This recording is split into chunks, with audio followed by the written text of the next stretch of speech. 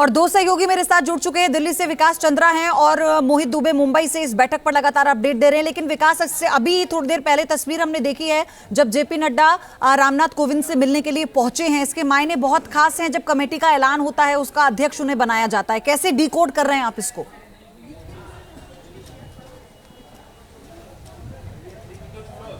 जी निश्चित तौर पर बहुत ही खास है, महत्वपूर्ण है जेपी नड्डा का पूर्व राष्ट्रपति रामनाथ कोविंद के यहाँ पहुँचना, क्योंकि अब उनको one nation one election committee का उनको अध्यक्ष बनाया गया है। इसमें बहुत महत्वपूर्ण बात है। और यही नहीं, आप देखें कि आज से लगभग 3 दिन पहले आरएसएस के सरसंघ चालक मोहन राव भागवत भी रामनाथ कोविंद से मिलने के लिए उनके सरकारी आवास जो 12 जनपद है वहाँ पहुँचे हुए थे।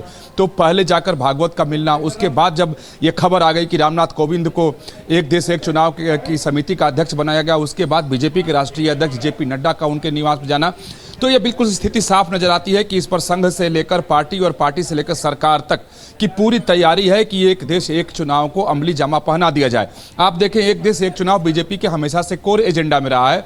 जब अटल बिहारी वाजपेयी की सरकार थी और एल.के. आडवाणी जब गृह मंत्री थे, तो वो बार बार कहते थे कि देश के संसाधन की बर्बादी होती है, दुरुपयोग होता है, इसलिए एक देश में एक चुनाव होना चाहिए, यानी विधानसभाओं के और लोकसभा के चुनाव साथ होने चाहिए। प्रधानमंत्री मोदी भी कई मौकों पर इस बात को कह चुके हैं। अब सरकार इस पर आगे बढ़ती हुई दिखाई दे रही है। हालांकि अभी तक ये जानकारी नहीं आई है कि इस समिति में कितने सदस्य होंगे, सदस्य समिति का कार्यकाल कितना होगा, समिति किस ढंग से काम करेगी, क्योंकि समिति को संवैधानिक दायरे में रहते हुए कानूनी पहलुओं को के हिसाब से ही काम करना पड़ेगा। इसमें राज्यों से रायशुमारी करनी पड़ेगी। देश की जितनी भी पार्टियां हैं, विपक्षी पार्टियां हैं, उनके साथ उन राय मुशविरा करना होगा। जब सहमति बनेगी तभी ये जो बिल है सदन के पटल पे आ सकता है। तो काम इतना आसान नहीं है और जल्दबाजी में, आनंद फानन में ये हो भी नहीं सकता है, जितना मैं समझ रहा हूँ। मोहित से भी हम जो इंडिया ने अपना एजेंडा एंड मूवमेंट पे चेंज किया है, उस पर भी जानकारी ले लें, क्योंकि वन नेशन वन इलेक्शन को लेकर ही मोहित ये कहा जा रहा है कि सब कुछ बदल गया है। क्या ये चैलेंज के तौर पर देख रहा है इंडिया? भले ही वो कहे ना,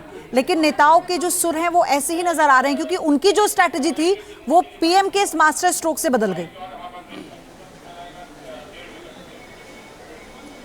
देखिए, बिल्कुल प्रधानमंत्री नरेंद्र मोदी और ये कहें कि केंद्र सरकार ने जिस तरीके से वन नेशन वन इलेक्शन की बात सामने की है और रामनाथ कोविंद को जिस तरीके से सामने लाया गया है उनको बतौर चेयरमैन के तौर पर, उसके बाद से ही इंडिया घटक दलों की जो तीसरी बैठक मुंबई के भीतर हो रही है, रणनीति बदलती हुई नजर आ रही है। पहले लोगो रिलीज किया जाना था, जारी किया जाना था, लेकिन आज उसको होल्ड कर दिया गया है। और हमें जो खबर मिल रही है सूत्रों के मुताबिक, जो अभी बैठक चली है उसके भीतर वन नेशन वन इलेक्शन को लेकर भी बातचीत हो रही है, रणनीति बनाई जा रही है कि अगर वो बिल जो अभी विशेष सत्र बुलाया गया है 5 दिनों का, अगर उसमें ये बिल आता है तो विपक्षी दलों का क्या रुख, क्या जो है होना चाहिए सदन के भीतर। आपको लगातार बता दें कि प्रधानमंत्री नरेंद्र मोदी लोकसभा राज्यसभा चुनाव को एक साथ कराने की वकालत करते रहे और ये भी बात सामने आती रही है कि 1951 और 52 में जब लोकसभा चुनाव हुए थे तो 11 करोड़ रुपए खर्च हुए थे और 2019 का लोकसभा जो चुनाव हुआ था उसमें भारी भरकम 60,000 करोड़ रुपए की